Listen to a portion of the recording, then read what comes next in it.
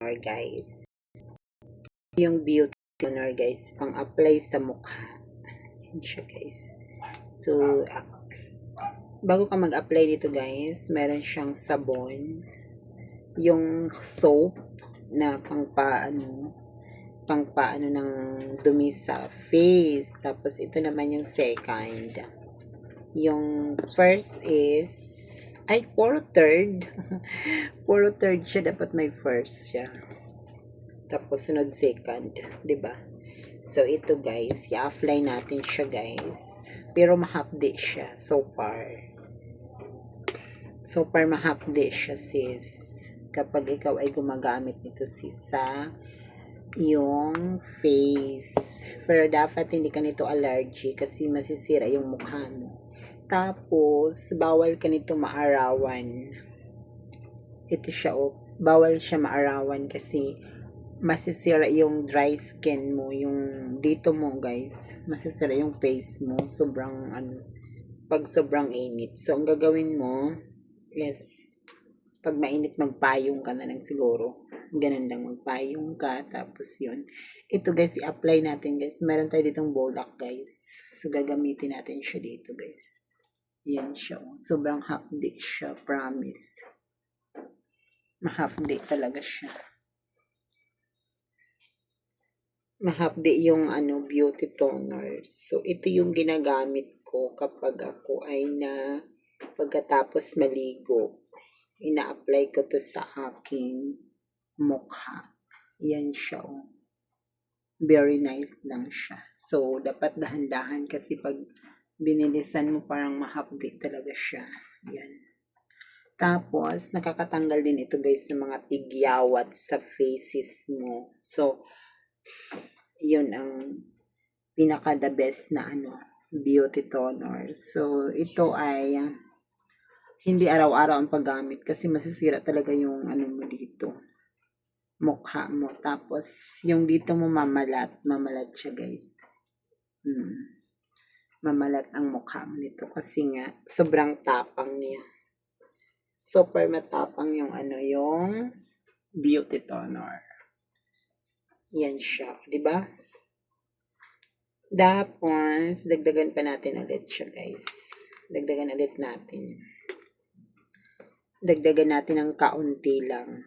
Yan. Kasi pag dinamihan mo, sobrang tapang ng ng beauty toner. So, tinawag siya na beauty toner kasi daw pangpalinis daw siya ng mga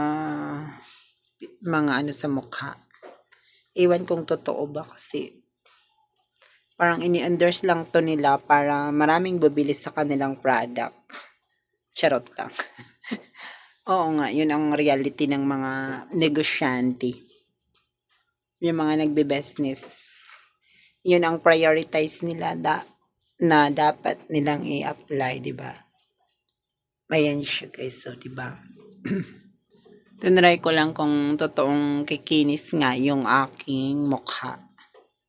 Tinry ko lang guys. So, nakailang ulit na rin ako nito guys. Nung sa Batangas pa ako nito nag-apply. So, ito siya malinis nga siya. Tingnan mo yun yung dumi ng bulak. Ayan siya guys. So, and then, lalagyan na naman natin siya guys ng pampachuburochi sa mukha. Ito siya guys So, pang-protect daw to sa mukha. So, nag-iba na ang kulay niya. Nagiging black na siya. Ayan siya. Iba na ang amoy niya. Parang expired na. Yan siya. Pang-protect daw to sa araw. Ayan. Protection daw to ng araw kapag ikaw ay. Siguro, nasunog to kasi nga, hindi ko na ginagamit. Pero hindi pa naman siya expire. Ayan siya. Hindi pa naman siya expire. Yan lang. So, ganyan lang siya guys. I-apply mo lang siya pag natapos ka maligo. Apply mo lang yung mga product na binili mo sa mukha mo. Malay mo, in the first place, magiging maputi yung mukha mo or matanggal yung mga kati-kati mo sa katawan mo. Kung kinagat ka ng lamok, ganon.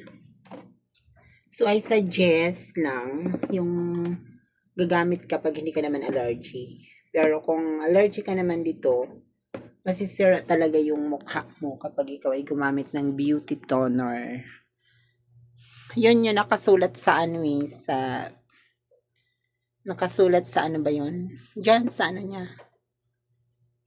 Yun ang nakasulat. So guys, ayan siya guys. So ano siya, mahapdi siya. Parang namumula yung mukha ko. Kasi nga, nilagyan ko siya ng beauty toner ng bonggang-bongga. Ito siya beauty toner. Number 2 na kasi to. So meron siyang number 2, number 3, ganon. So ito yung pinaka the best na gamitin mo. Gumagamit din ng mga artista nito guys. Nakikita ko sa kanilang mga many vlog. Especially makinis yung mukha nila kasi pinapaayos nila sa kay Dr. Bello. Pero actually guys, yung mga artista guys, hindi talaga gumagamit siguro nito kasi alam mo, nagpapaano sila, nagpapa-ans sila sa kanilang mga face, mga mukha. Yun lang ang masasabi ko. Kaya wag ka mag-assume na gumagamit sila ng ibang product. Thank you so much and support my vlog.